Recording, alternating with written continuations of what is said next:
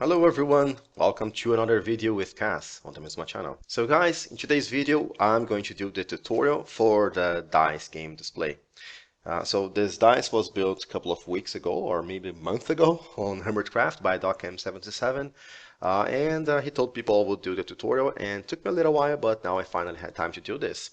And also I took the time to do some improvements, like slightly small improvements to the system, and I also made a second version that uses lamps. So if you missed the first video, you can see that you can turn these things on and off, and then if you press the button, it will change the output. So now we have a 4, and every time you press the button, basically it will roll a number, and there is a uniform probability. So this is a 1, and also the systems are very compact and easy to take outputs from. So you can take outputs from those torches directly. Because what's interesting about those dices is that they are made to be used in your actual mini game, so you can integrate those into your projects. And it's also possible to take an output from the signal strength level in here. So you can take an output using redstone dust here, for instance, and now it says that it is a 3. 3 is a little bit of an unfair number, so let me roll this again. Hope it's not a 3. So it's a 4, right? So the number you get from here is always a complement to 6. So it rolled a 2. Let me show you this again. Oh, it's a 4. So 4 plus 2 is a 6. So you'll just have to subtract this from a comparator here. And if the comparator has a value of 6 by using a furnace or any means, the result will be exactly what is being displayed back there. So you can take the output using also a comparator here. You can take the output from here, and you can also take an output directly from here using redstone dust, which also means you can take a output from here. So those are very much practical. So I had to change quite a few things and use some smart tricks for the lamp version, which is technically one layer more compact because yeah, you don't have these things sticking out. So let's turn this on too, and it's currently displaying a 6, as you can see. Let me empty my inventory, and once again you press the button, yeah, and you can see the output. The output is totally synchronized on this one, so you can see the lamps turning on there. Another one. So it's really cool. There's your 2. Yeah, same system here. It only uses this piston in here to make your life easier. But you can use a different system to generate your own random numbers, and then all you need to do is to connect these numbers down here in this little bus, and everything will work the same. So I have 2 more things to show you. The first one is this simple example in here of application. So in this case, I'm using the lamp dice, and every time I press a button, it will roll the dice. Yeah, they will roll in a synchronized way, and the lamps down here tells which one wins. So this one has a higher value, so that lamp turns on. Roll again. Let's see. Now this 6 against 5, 6 wins, so this lamp turns on. Let's see if we can get all of the cases. Here it is. So we have a draw now, and 2 and 2, so lamp in the middle turns on. And what I did here was to just replicate the circuit twice, and then I took an output from this guy in here, and another output on this side using this. Because the value from this block is 1 higher than the value on this block or this. So it's easy to subtract things in here. So if the subtraction of the value that you get from this guy minus this guy, or the opposite, I can't remember now. Yeah, it's this guy minus this other guy. If it's 0, then we turn on this lamp.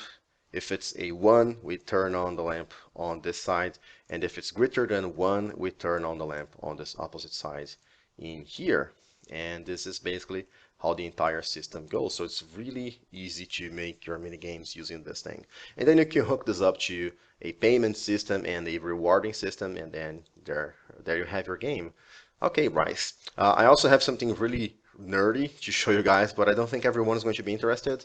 It's a spreadsheet where I can do simulations for this game, and this would actually show you how Doc's game works in Hermitcraft as well. So if you stick around for the end of the video, you're going to be able to see the simulation. If not, now I will do the block by block tutorial guys to you guys, because some of you don't play on Java version, so you're not going to be able to download this map. This map also includes the schematics for this one, so it's very easy to use if you have World Edit. This is the frame where your lamps are going to be in the end of the tutorial. And you can start by kind of building a platform one block down from the frame. Some of those blocks are going to be destroyed, but it's easy to visualize this way. So this is 5 wide by 6 deep, right? So your input can be here. There are other ways of doing this. You can adapt and everything, but I will just show you the basic way of building this. So stick a piston in here. Use glass here, don't use a solid block. I will show you why later. And here you're going to want to have a dispenser.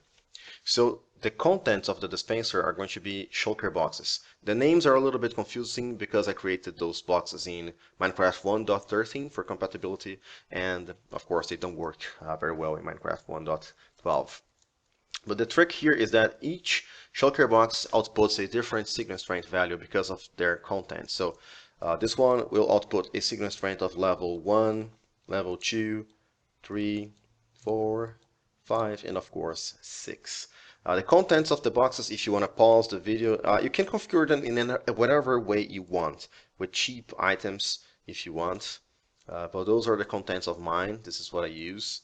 And yeah, you can pause the video and check those out for yourself. Let's start with the signal strength decoder.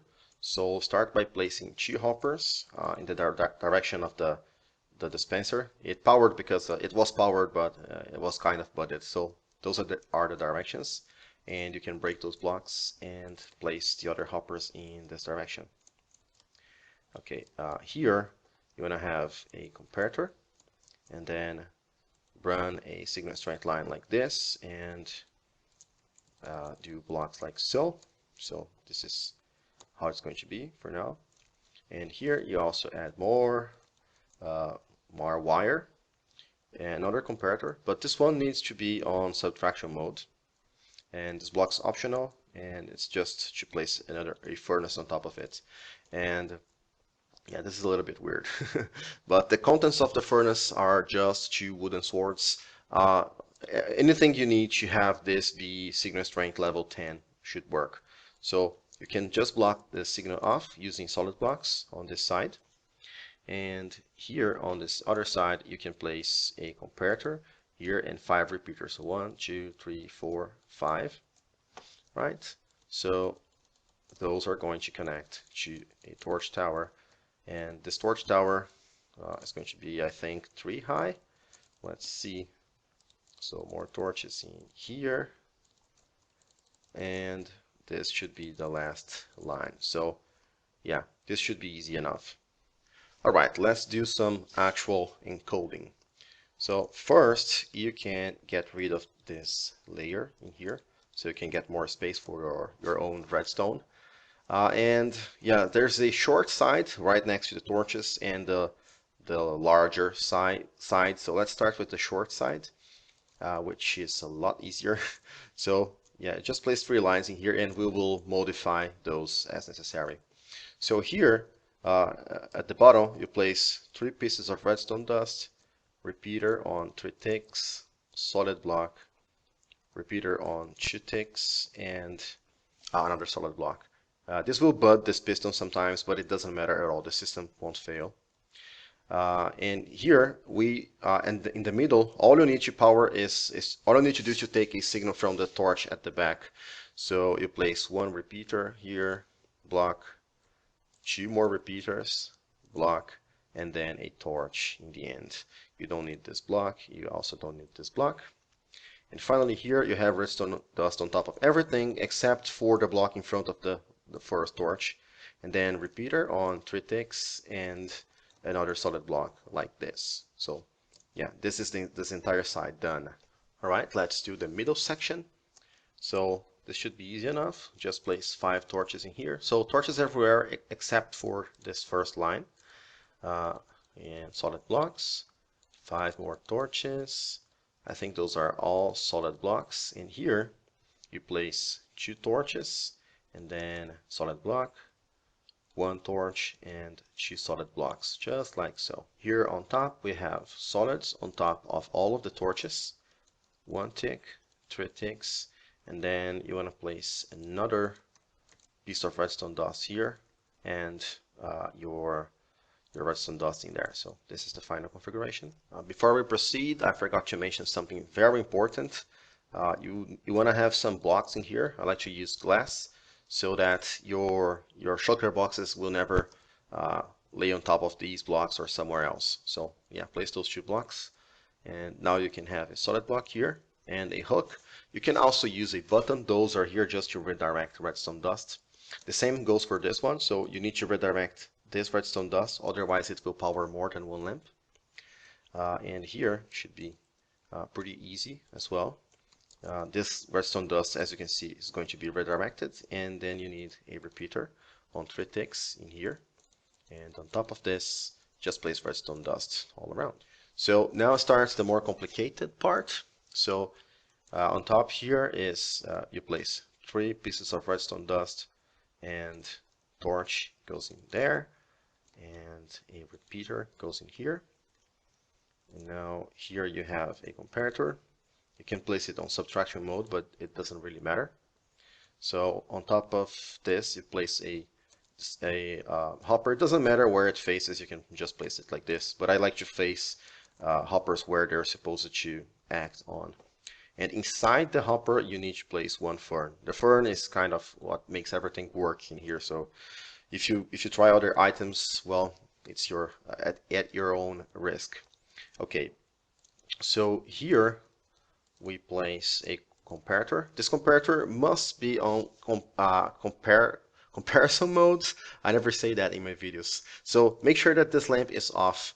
If this is on, you're going to have block problems, right? So just place another solid block here, a lamp, and here a repeater, redstone dust, another torch, and another solid block on top, and another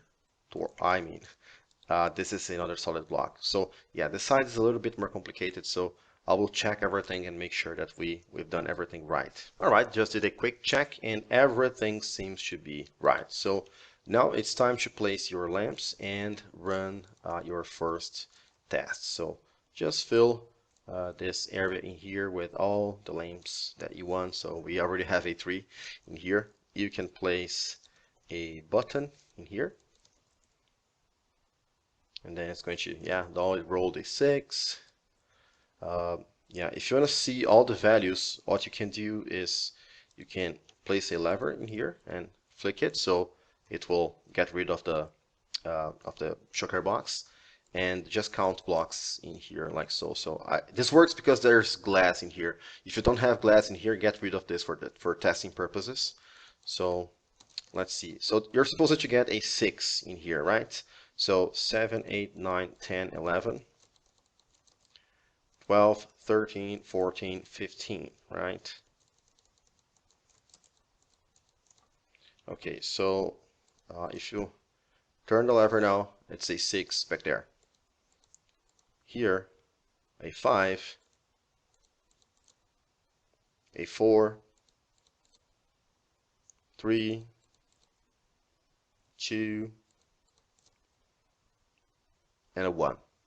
Okay, and yeah, if there is no shulker box in here, it will always display 1. And what you can do to turn off is to feed the system any signal level higher than 6, like this, and your entire display will turn off. You can also turn off the signal by powering something like this in here. So if you give it a 15, basically feed this with a repeater, and your display will turn off. This is going to be useful for your mini games, probably.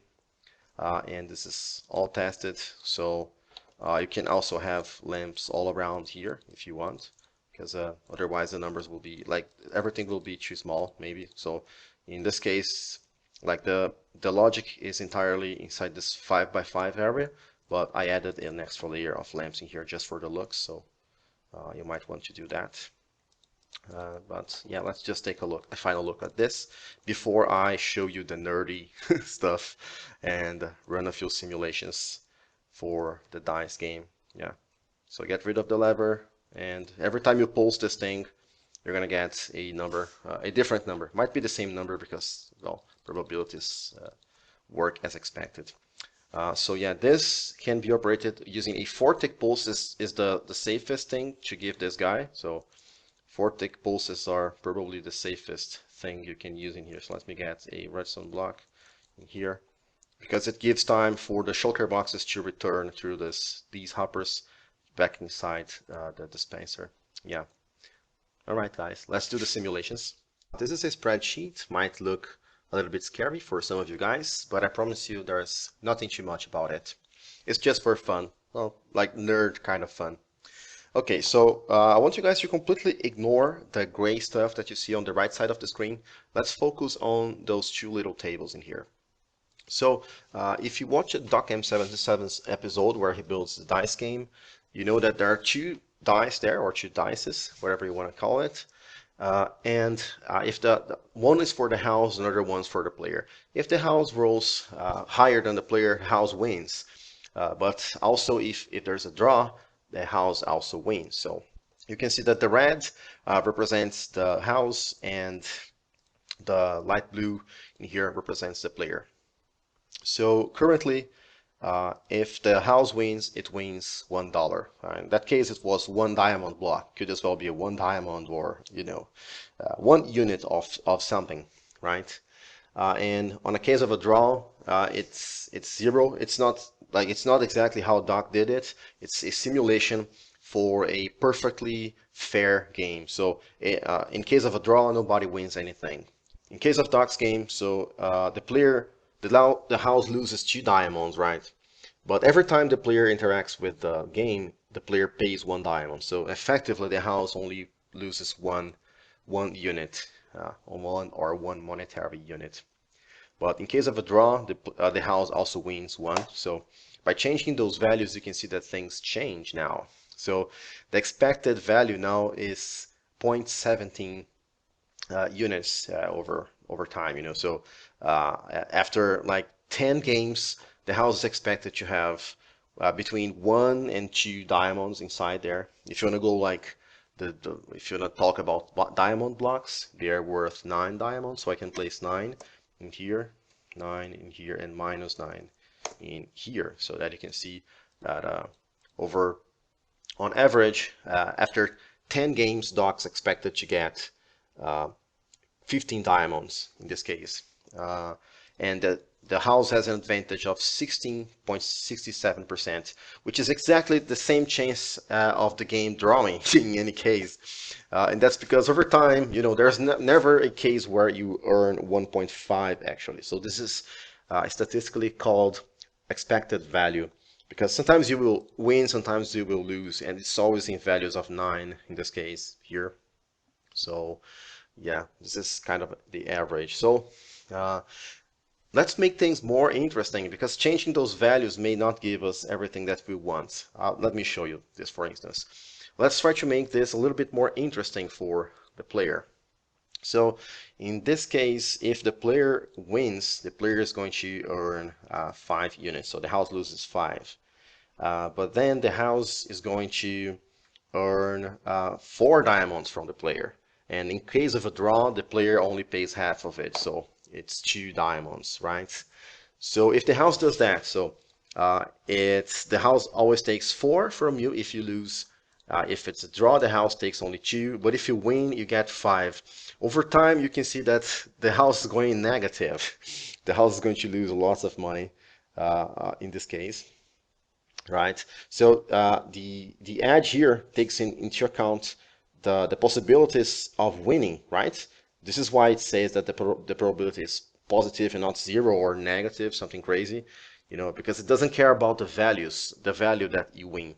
The earnings care about it. This only cares about your chances. So it's basically your possibilities of winning. In this case is win and draw minus the chances of you losing. So this is why 16.67%. So changing these values to make the game more attractive to the player is not going to be always the best alternative. So I will reset those back, so it's going to be the same as Doc's game. And I'm doing this and referring to Doc a lot because I know that a lot of people came from his video and are now subscribers to my channel. All right. Okay, so let's mess with this. So what is this? This table is where the fun resides, because here is how you can configure a loaded dice. What those numbers represent is, for instance, the house has a dice. There are 6 possibilities, so the six sides of the dice, and there's only one chance for the number 1 to appear, only one chance for the number 2 to appear, and that's the same with everything. But what if you change the redstone in such a way that number 6 appears more frequently? Like, in this case, number 6 would appear twice as many times as all the other numbers, and only for the house. So if I hit enter here, you can see that the numbers change. The probabilities of winning alone are higher. Probabilities of a draw are the same, but you can see that over time, the house is going to earn more money, right? And the edge is a lot bigger. It used to be 16, right? Just same as a draw, but now it's a 28, solid 28. So that's great. It's more than 50% over what we had before. And that's by changing just one possibility. Making the house win more, if I change this back, is the same thing as making the player win more. So just a validation check, so consistency check. This is why I'm doing this. Okay, so here finally is an interesting way of possibly earning even more money from a game like this on a server. So you want to make the game attractive to players. If the player starts losing too quickly, players will give up and you're going to earn less, right? So what you can do is actually make it more attractive for the player. For instance here, let's make the player roll 6s more frequently. But to compensate for that, we're also making the player roll more 2s and more 3s, right? And what you're going to do on the houses sides is just to mess with the 5. Now you're going to roll more 5s than everything. So it's not too suspicious, right? So you see more 5s, it doesn't catch your attention that much because you see more 6s on your side. But sometimes you get more 2s and more 3s. And as a result, you get more money from this, but it's also more attractive to the player. Let's make it even better. Let's make the player see more 5s. So the player sees more 5s and more 6s. So there's a higher chance for the player to win. You can see that in this case, the earnings are back to what they were before with Doc's original game. So with Doc's original game, you would just earn earn anything from drawing, right? And you would earn 0.17 in that case, same value as before. But now, despite earning the same thing, the game became more attractive to players. So they get excited and they play more and more and more. And all that we had to do was to skew the odds by changing one value for the house and a bunch of values for the player. So to finalize this, I want to go quickly through the gray tables. Those are really not important to understand the simulations, but in case you're curious, this is just the table that describes what happens in the game. So if you roll the dice, for instance here, and you get, well, if you get a 2 and a 2, then it's a draw. And for instance here, a 4 is bigger than a 2, so it's a win. So yeah, this table just does that. And this table sees if the value here is a win, so it puts the value for the win in here. If it's a draw, it puts the value for the draw in there. So for instance, if I change this to 2, for instance, you can see that these values are reflected there. If I change this to half, you can see the values in there as well. And here you can see the frequencies. So for instance, here you can see that there is a super high chance of the game rolling in 5. So 5 happens twice as much, both for the house as well as for the player. So the chances of drawing are also higher. You can see this in here. And down here you can see that the chances of rolling a 5 and a 5 are represented here. And yeah, those are much higher than any of the other percentages that you see around. And anything combined with a 5 has a higher chance of happening as as expected, of course. So this is what those three tables do, and then we derive the final values to this table on this little thingy in here. So hopefully this final explanation wasn't too boring for you. Just try to show something different for you guys this time. So hope that you guys enjoyed. You can press the like button if it was a good video for you, and you can subscribe if you want to see me do more of that stuff. Thank you very much for watching, and see you next time. Bye.